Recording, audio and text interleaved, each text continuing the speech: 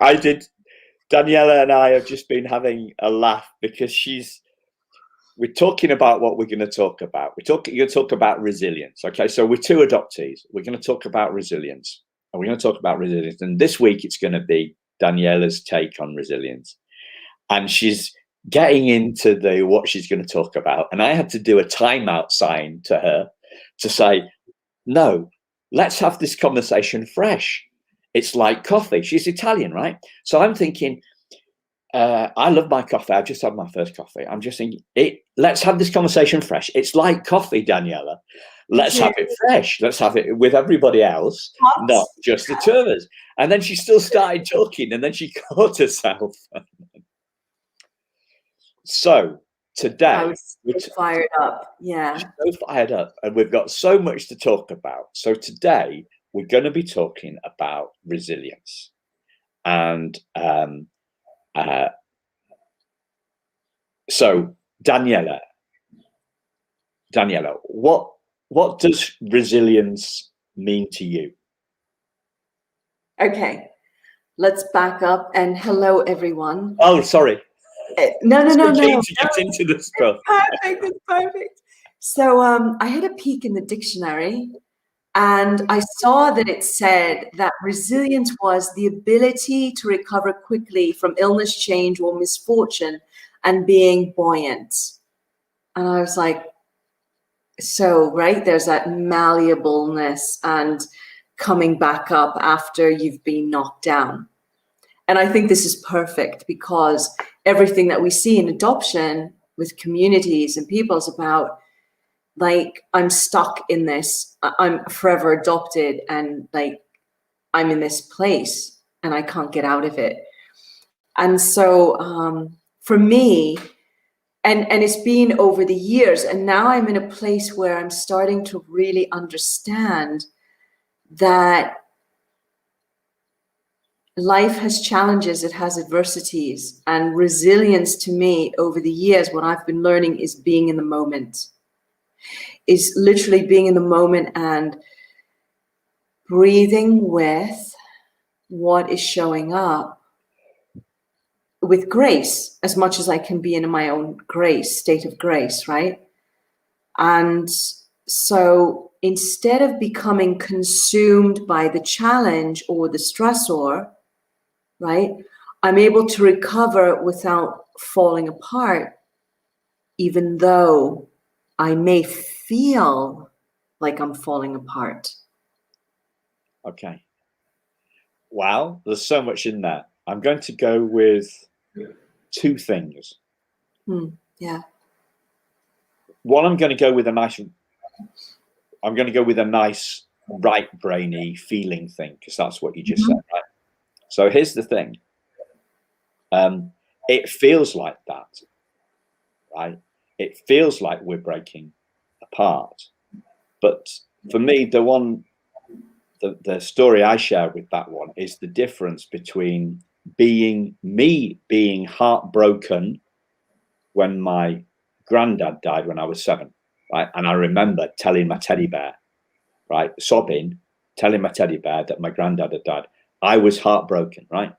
He had a heart attack. He died of a heart attack, right? So we feel heartbroken, but feeling heartbroken isn't the same as a heart attack. One is something to do with our feelings, and one is something to do with the actuality and our body, and they're not the same thing. So we use these metaphors, and the metaphor for somehow it solidifies the trauma. The other thing I thought of is a more left-brainy logical thing, right? Is that something that occurred to me last week. Our adoption, our being adopted, is something that happened to our being relinquished is something that happened to us a long time ago, right? Our feelings have been up and down since our relinquishment, since our trauma.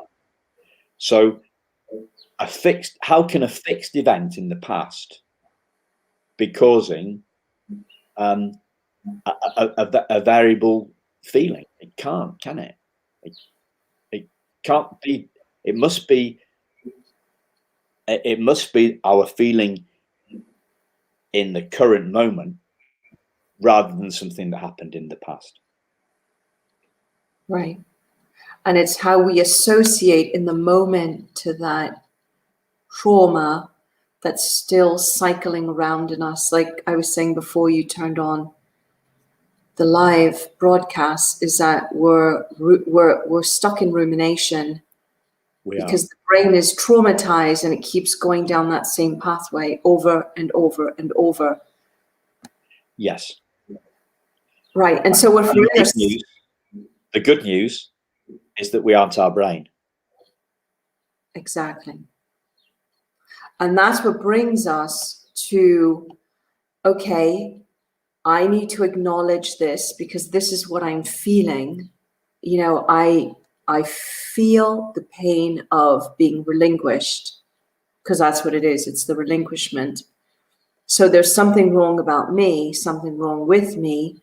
And so I spin in that and I ruminate until I realize that my life happens moment by moment. And then I bring in my intent and I say, I need to do healing work, not in the future, right now. And so to get out of my head, I need to engage my body. And wow, does that cause a lot of friction for people, because we are an addicted society, right? All over the world that believes we can figure it out and get rid of it through thinking it out. Yeah.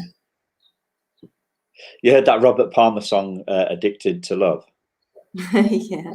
Imagine if that had been Addicted to Thought. You might as well face it, you're addicted to thought.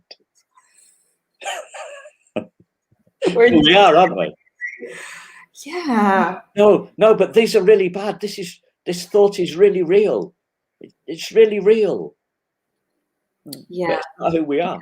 Because the trauma response is feeding that, and I don't want to diminish that, because that's huge. And I went through that, and I know if people would say to me, "Oh, come on, get over it. You know, get on with it already." You just want to punch them. Yeah, just like the rage, but instead of really being rageful, my thing was folding in. You know, like I would seep into hopelessness and helplessness, which a large part of the audience will do, right? Or they become rageful and they attack and they get defensive, or they're going to spin down into hopelessness. What we're saying is, we're not diminishing the trauma. We're saying you need to face it, and here we go, rhyme, and embrace it. And some need professional help, and some can do it with a friend or a boyfriend or a partner or whoever. And that's what I wanted to get into next, was the breathing through it.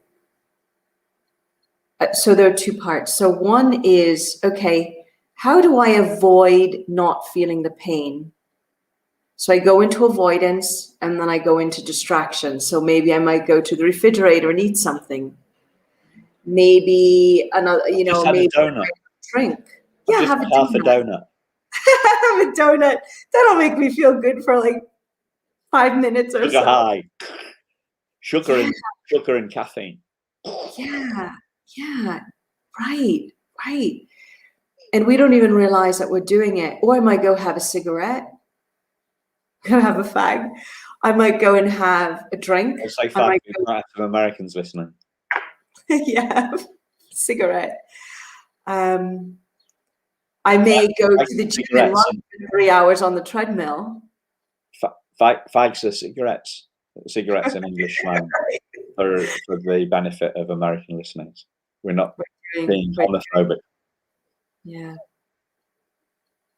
I may go to the gym and work out on the treadmill for a few hours.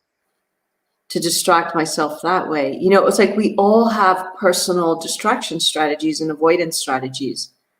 And that is the most unloving thing we can do to ourselves.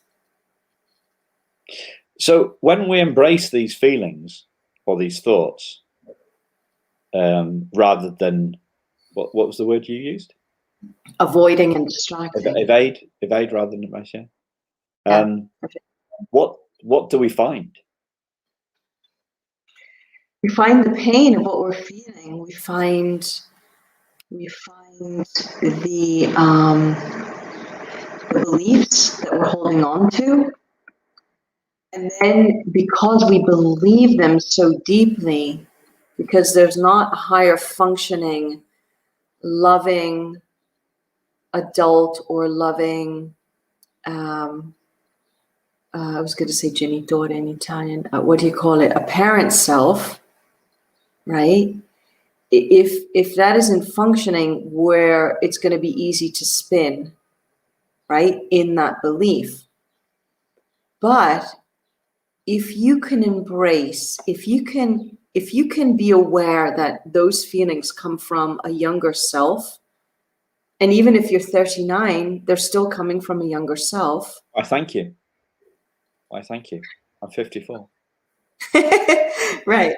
So if you're feeling it at 54 or 74 or whatever, it's like you can become the adult and say, oh, my younger self is still feeling this at this age. And right now, I want to bring up my empathy and my compassion for the feelings that I'm having. And sometimes you can believe when you're doing that, another thought's going to come up. No, I'm going to drown. I'm going to die if I feel this. No, you won't. That's how the ego distracts us, because it doesn't want us to feel. Because the ego is programmed to believe. You know, it's... Isn't the ego afraid of death? It's death. I mean, I was talking to one of my mentors last night, and we were talking about, so there's an adopted guy called, he's no longer with us, a guy called Sydney Banks, and he was adopted, and he's like a theosopher guy, and he was told, somebody told him, you're not insecure, Sid. You just think you are. Right? You're not insecure, Sid. You just think you are. And that, combined with something else he'd been reading with some spiritual text, he realized that we're making this stuff up. You know, yeah. we are, and we're not our thoughts. So we're not our trauma. Underneath the trauma is the perfection of who we are. When we're ruminating, we're spending all our time, and I do that all the time. I ruminate, and I'm spending all my time in the trauma, in the darkness, and I'm totally consumed by my thoughts. Right. And until I'm not. And when I'm not, you know, I talked about embracing the feelings. For me, it was like one of the big things, like I've been worried about stuff. And then I would be worried about that event. And then the event happened. And lo and behold, I was okay. I wouldn't want the event to have happened. Right. But I learned that the event couldn't actually hurt me. So when we embrace, for me, like we embrace the feelings, and then we find out they can't actually, instead of trying to fight the feelings, we embrace them. And when we embrace them, we realize there's nothing there. There's nobody with a gun to our head. There's no trigger. There's no gun. That feeling can't actually hurt us, and we So we go through by embracing the feeling, we embrace it, and we find there's nothing there, and we've got nothing to be afraid of anymore. Right. That's so beautiful. Exactly. And that's what happens when we get triggered by those beliefs. Because let's say we're sitting there and all of a sudden something comes up and it's like, we're no good. It's like we're afraid of feeling the feeling because we believe that we're going to die, that there is a gun to our head, and that it's like a life or death situation. But those are the stories that we tell ourselves. And that was part of my story, because there was so much trauma, and I really believed I would drown in it if I got back in touch with it. And, I had people walk me through it. I mean, I had brilliant help, because if I didn't, I really don't know where I would be here. And I really say that with so much sincerity, because it really was like that. And so in this gun that we feel we're going to die is how we go into the pattern of preference. Like, oh, well, I don't actually want to feel this right now. So I'd actually prefer to feel that. So we talk ourselves into moving out of the feeling that so deeply and desperately needs our love, and are holding and being with it, right? And like really being in the feeling of your grandpa dying when you were 7, and like someone holding you so that you could learn to be comforted through discomfort. See, that's what's missing. Those are the pieces that are missing, that nobody in society. I mean, I haven't yet met, I mean, we've all been through the mill. I haven't yet met a person that without any therapy or any other person saying it to them, that was like, okay, I just need to embrace this, and not prefer to have a donut, for example, over feeling the pain of the belief of what it means to be relinquished. Because it's not the relinquishment, it's how we're perceiving the relinquishment. Maybe this poor girl was pregnant at 16 because she was deeply in love with her first boyfriend, and she got pregnant. I mean, we don't know. We're making stuff up. And so the belief is, well, I've been given up because I'm a bad person. I'm unworthy. There was something wrong with me. No. Because your mother was thinking her things and being who she was when she made that decision. And it really brings tears to my eyes, because we get so confused. And really, we tell ourselves stories about what that moment was when someone handed us over to someone else. So now we've got the trauma of the separation. So we have that trauma in our body that needs at some point to be felt and moved through, so that we can free that piece inside of us and it's no longer blocked, and we don't make up beliefs about that, right? So we've got the original separation, the traumatic experience of being separated from our mothers. And then when we get older, we make up the story. So now we've got two parts to it. We've got the feeling that needs to be moved through, and then we have the belief that needs to be moved through. So the question is, are we going to do the work, or are we going to talk about it and bitch about it? No, really. Yeah. And get stuck in addictive cycles and stay stuck, because that's where we get into trouble. Or are we going to say, you know what? I want to feel my soul. I want to feel the presence and the essence of God, of who I am. And I'm willing to go to the end of the earth so I can feel that and I can know who I am. Yeah. I heard a fantastic analogy on this yesterday. So, and it's a timely one as well. So, imagine I've got some. I'm imagining that I've got some COVID symptoms. Okay, I'm imagining that I've got some COVID symptoms, and I go and get a test, right?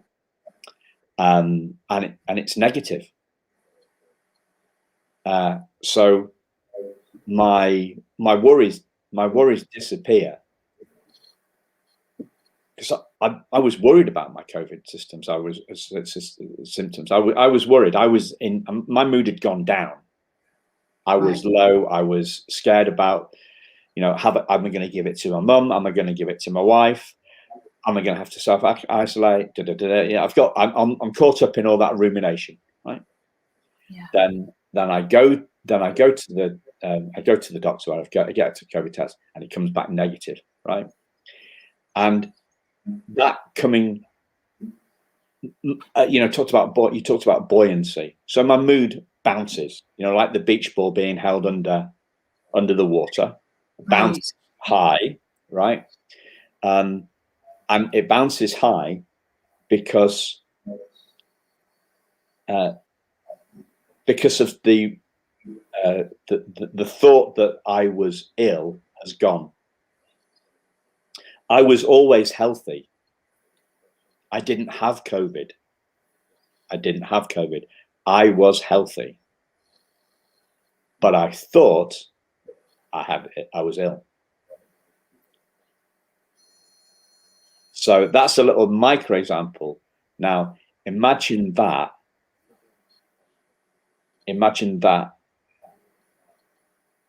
and mental health.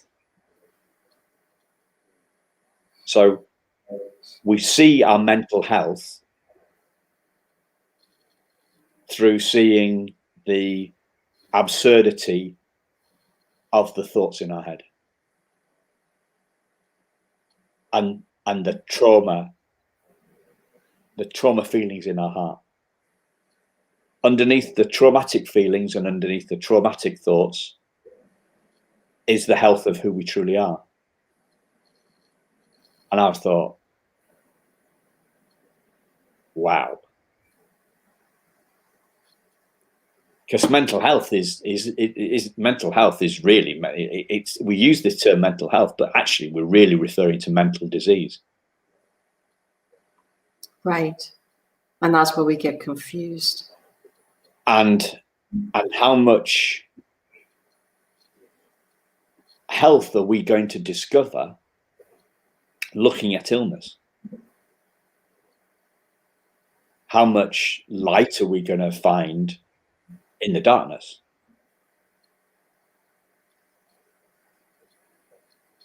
And I would say it's mental wellness, right? Like, you take care of your body, you eat proper food, you don't, everyone binges on stuff. We're not trying to be perfect, we're just doing what our body needs. The odd donut's okay? Pardon? The odd donut is okay? The odd donut, yeah. It was only half. Right. It was only half, okay. Okay, right. that off that. And so, so it's the mental wellness, moment to moment. And yeah, will I panic if I believe I have COVID? Maybe, because of everything that's going on in the media, and we're not going to go there. But, good. Let's, yeah. So I just wanted to share something, because how I learned how I would get stuck. So back then I had, for a long time, I had a lot of fear and anxiety. Like, my brain was like wired into trauma mode 24/7. And so I would wake up with anxiety, and it was like the roof was going to cave in. It was like I was always like at a very subtle level, and it changed during the years. But then I got to a level where it was very subtle that, I was like, okay, I'm kind of feeling like something is off. But so I kind of did that, and I realized it was because I learned that, and it was true. It was true. I was always in danger as a child. Okay. And so my system, because it was wired, it became wired in that way, I started to becoming very rigid, and I started to hold, like I had this, and I'm, it's still unwinding itself. I'm going through the layers of it because it was like that for a long time. I began to hold, and so I held my muscles and I held my digestive system, and it was like it wreaked havoc on my physiology, on my body. I was exhausted all the time. And so there was this rigidity. And I learned that it was a learned behavior. And so what I've had to do is to retrain myself to, whenever I can, to open up and be like, I'm actually safe. I'm safe. I need to get out of my head. I need to go on a walk. I need to go to the gym or whatever, go walking in the woods, because I live in the mountains. So I go walking in the woods and in the mountains. And open to the experience. And this is like the next place I want to go, Simon, is it's not only opening to the pain inside, but it's opening to experience that's happening right now. What's showing up right in this moment that may be triggering a past pain. Okay. And it doesn't have to be heavy. It can be joyful. It can be enthralling. It can be exciting. So I can move through this and get to the end of the tunnel. But it's being with the experience without being rejectful, so that I can move into my soul that's right here with me right now in this moment, and allow experience to be with me. And we can do that if you want. We can just do a little 30-second silence of feeling the essence of our own soul and letting go of rigidity and just breathing into the moment and allowing whatever is here right now in your environment, allowing yourself to be with it, present to it, without preference, without denying it, without rejecting it, but just being in connection with it and just seeing how you feel.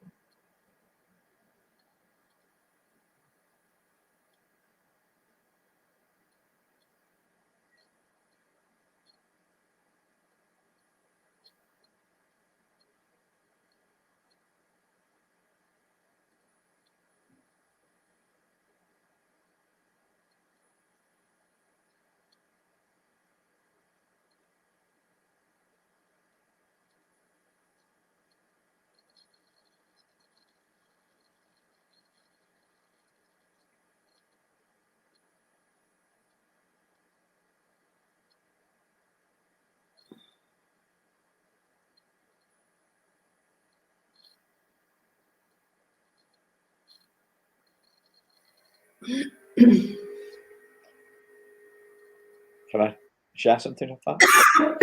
Please do. Yeah. So as you were talking, I thought I was going to say, well,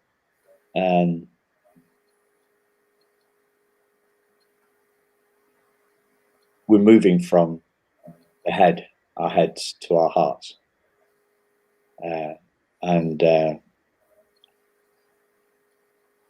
Our heads aren't very safe places to be, are they? And I was sure of that. That's the truth. Our heads aren't very, if our heads are full of trauma, it's not a very safe place to be. It's not a safe place to have our concentration, to be concentrating on. Because what we concentrate on gets bigger, right? Right. And then I had the realization, as in the silence, that those thoughts can't actually hurt me.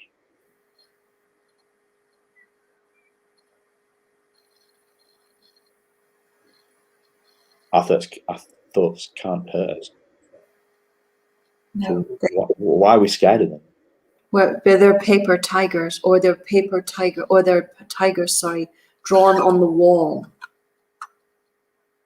They're tigers drawn on the wall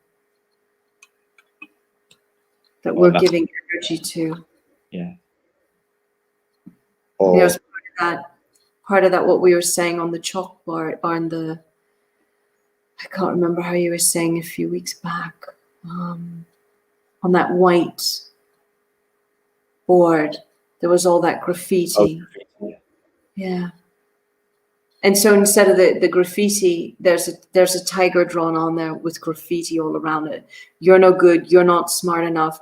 You're not pretty enough. You'll never make it. You'll never be any good. Blah, blah, blah, blah, on and on. You know, I mean, we all have our favorites. You're worthless. You're not deserving. Yeah.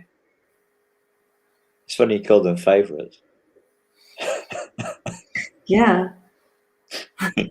We have our flavor of our favorite flavor of shit. Yeah.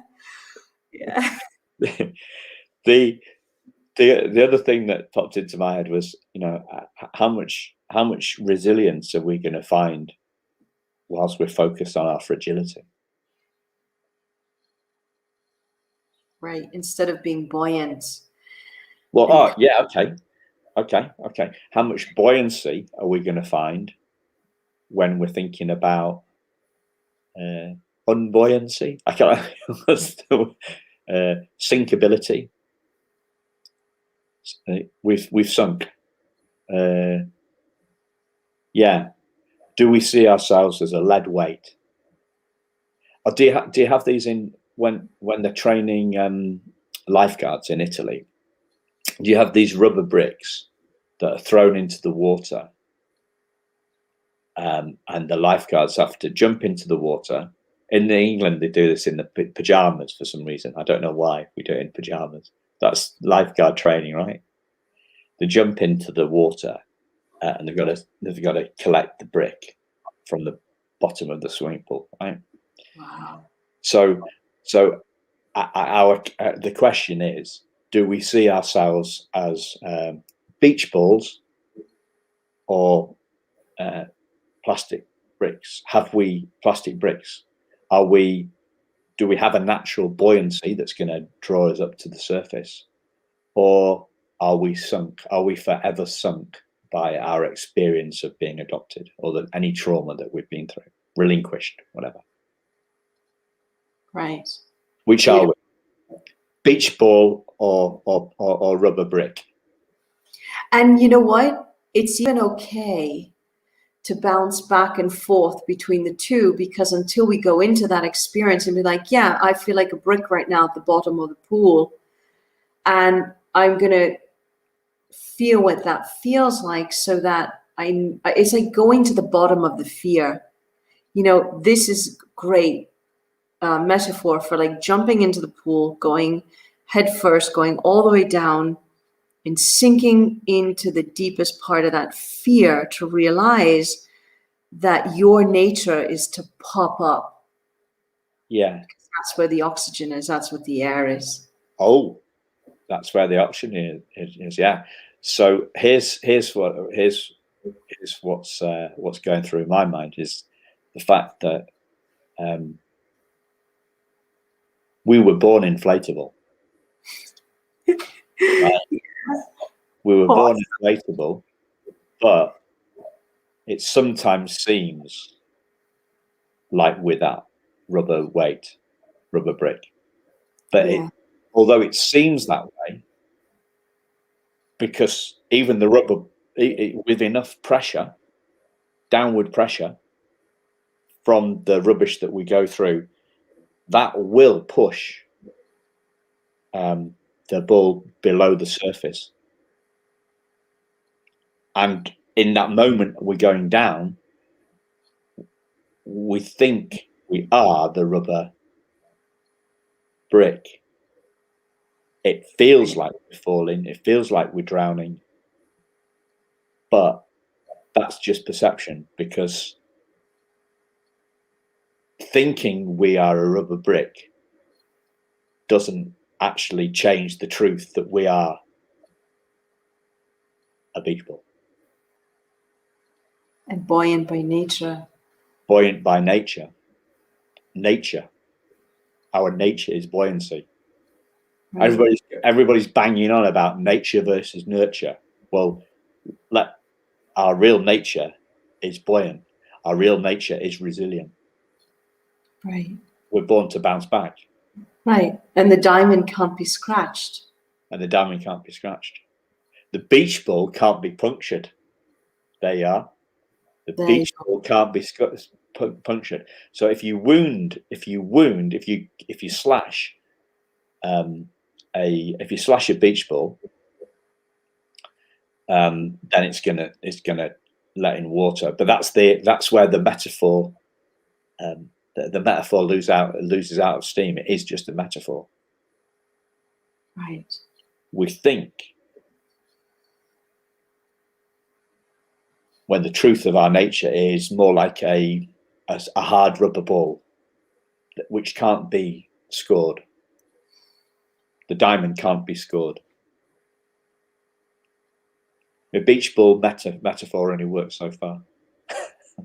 Yeah, I like that. I like that. I had in my pool in America growing up, back then we had these like really strange like blow up things. Like one was a beach ball, but there was another one that was like a huge, I think it was like a it wasn't like a beer bottle, but it was like a bottle of some sort, and it was just rubber, like plastic, right?